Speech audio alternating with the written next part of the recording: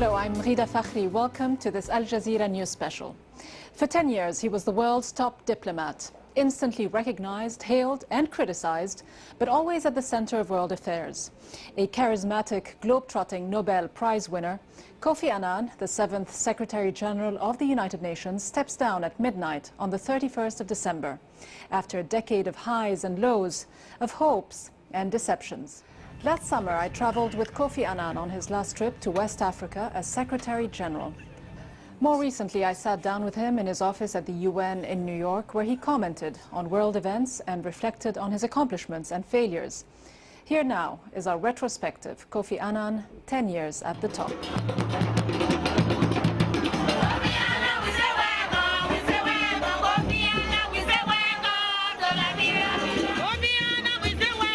This is the welcome he gets wherever he goes in West Africa.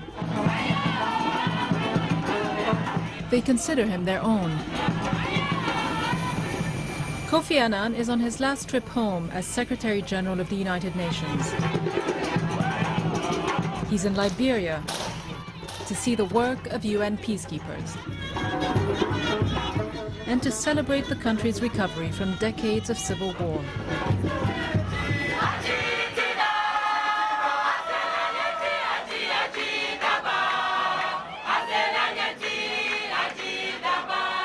I'm proud, Mr. Secretary General, as all Liberians and Africans are proud to see you, this noble son of Africa, in the United Nations for 10 years, having transformed its image to one of credibility, respectability, responsiveness to the needs of the world.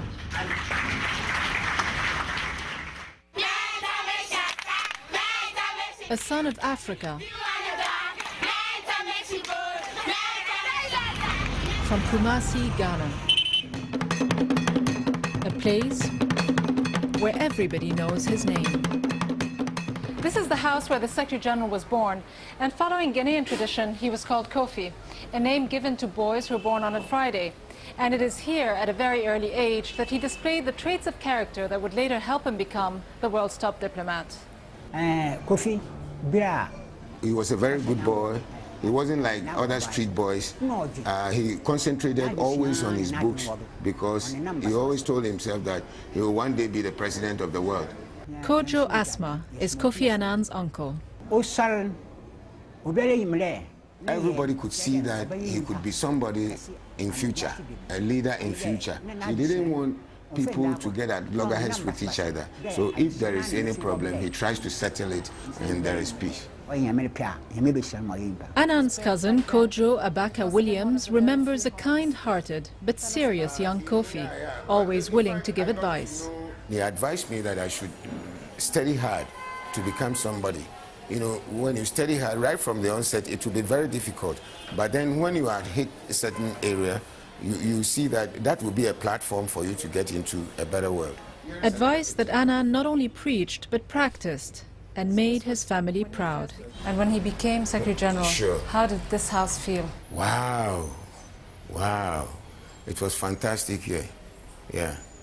Because, you know, it's just like this World Cup. Each time a nation won against a nation, when you take the camera there to that nation, you see how these people will be enjoying themselves, you know. Yeah, exactly what the euphoria that was over here was great. I, Kofi Annan, solemnly swear. solemnly swear. Kofi Annan is the first black African to be UN Secretary General. He's also the first to be elected from within the UN system, which he first joined in 1962. As a Ghanaian who witnessed his country's struggle to gain independence from the British, Annan says his proudest moment as Secretary General was seeing another country win its independence. After great adversity and destruction and violence, we were able to help East Timor, Timor-Leste, attain its independence. And I was there on that midnight when the independence was granted. And in fact, I was the one granting the independence.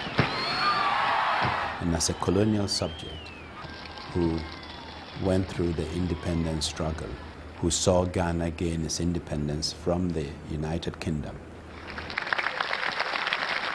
To be there helping another small country gain its independence was a very, very moving experience that I will not forget. What I have seen reinforces my determination. In his first term, Annan made improving the lives of the underprivileged a priority. He was excellent in his first term. He had a very clear vision: human rights, the International Criminal Court, management reform, protection of civilians. You know, one of the first things you remember was the humanitarian intervention. He was the Annan Doctrine. Development, poverty, the eradication of infectious diseases and the protection of civilians in armed conflict were at the center of Annan's work.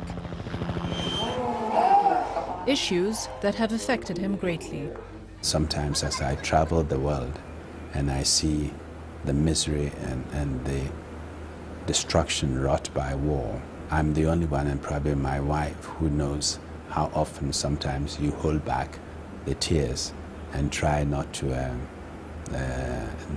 let your feelings and emotions come through. He gets upset especially when he sees injustices being made, the suffering of people. But he's, I think, when I want to describe him, I think he's so richly faceted. He has those kind of inner qualities which comes really from within. It's within himself.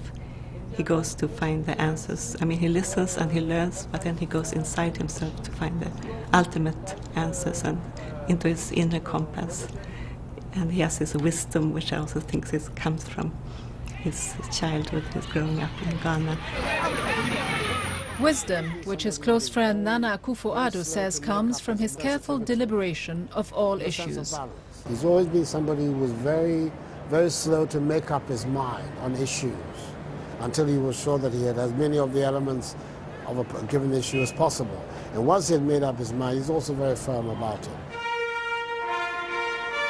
Annan's tireless work was recognized when he and the United Nations were awarded the Nobel Peace Prize in 2001.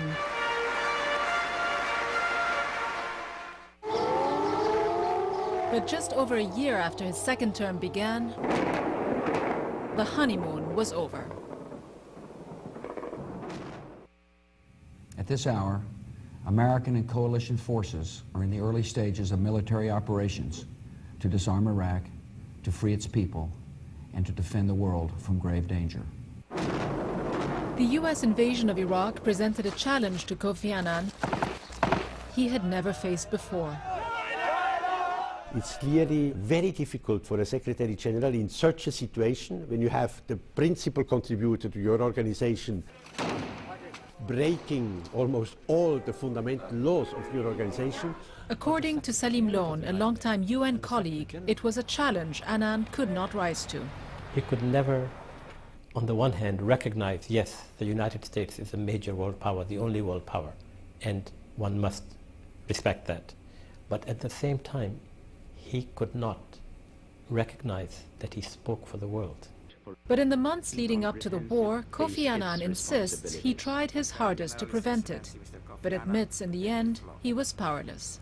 The council and the organization was already hopelessly divided.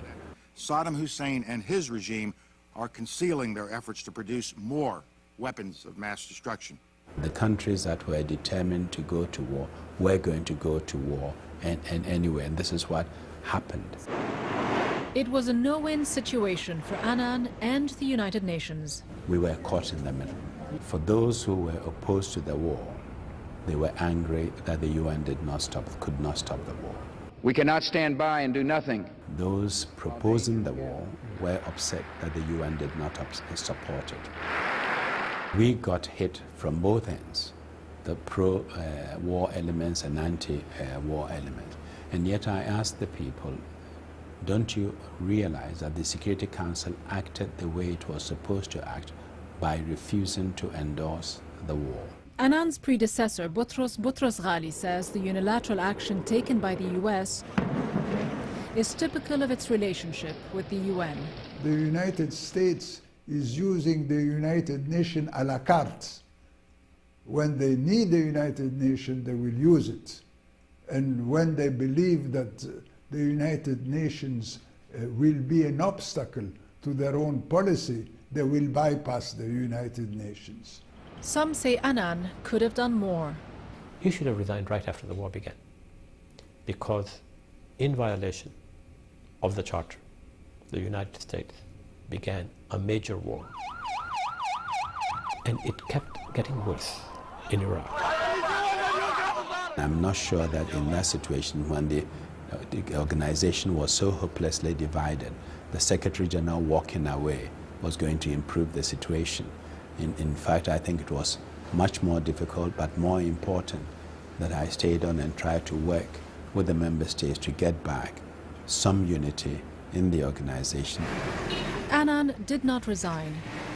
Instead, he sent a UN mission to Iraq, a mission that proved to have grave consequences. When we come back, how the war in Iraq affected Kofi Annan professionally and personally, and how a looming scandal cast doubt on his integrity.